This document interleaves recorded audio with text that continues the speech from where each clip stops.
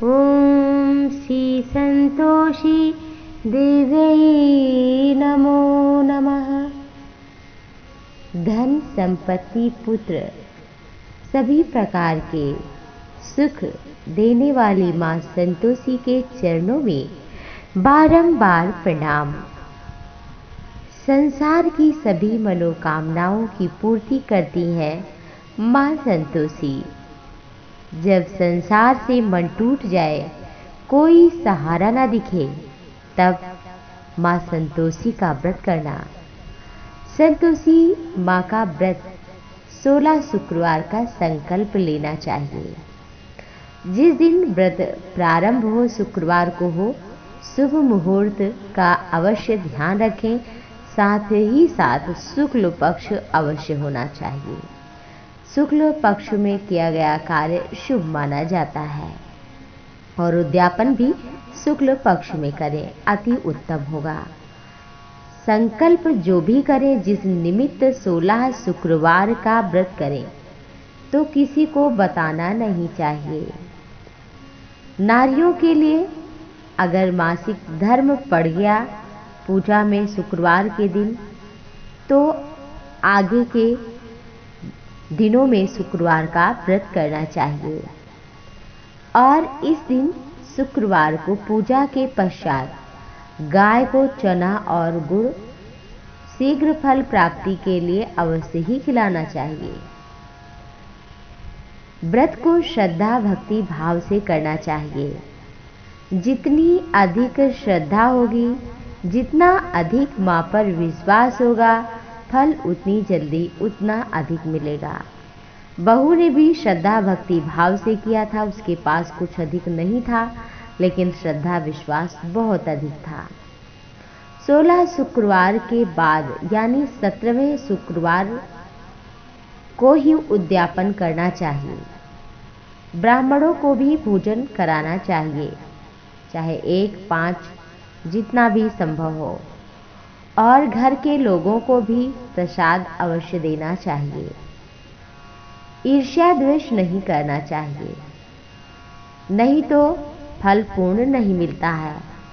बहू पर इतने कष्ट आए, सास जेठानी और सबने कितना दुख दिया, लेकिन बहू ने किसी की निंदा इत्यादि कपट बेईमानी नहीं की। श्रद्धा भक्ति भाव से अपने सत्कर्म में वो लगी रहीं और माँ का व्रत किया। उन्हीं के मंदिर जाती थी।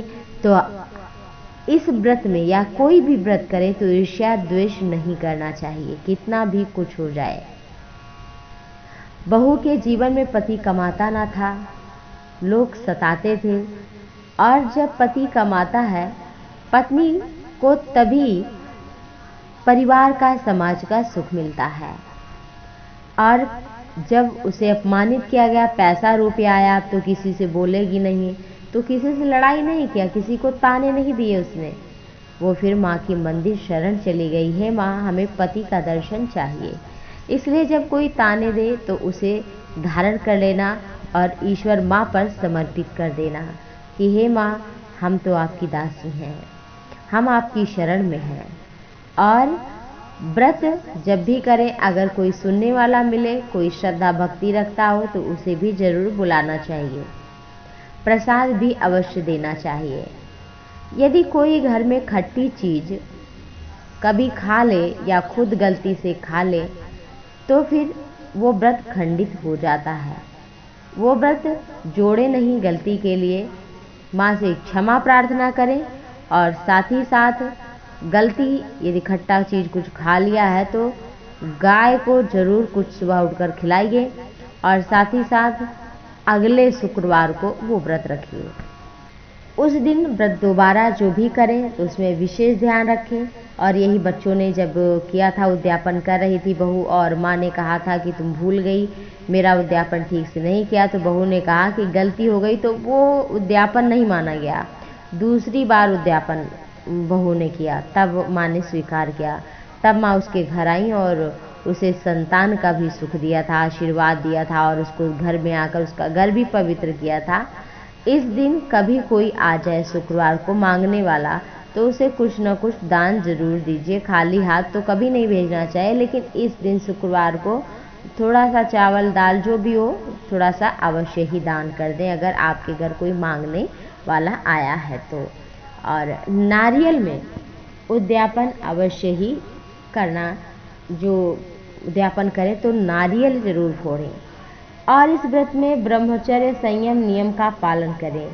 यदि आपसे कोई नियम संयम ब्रह्मचर्य टूट जाए तो वो व्रत भी खंडित हो जाता है।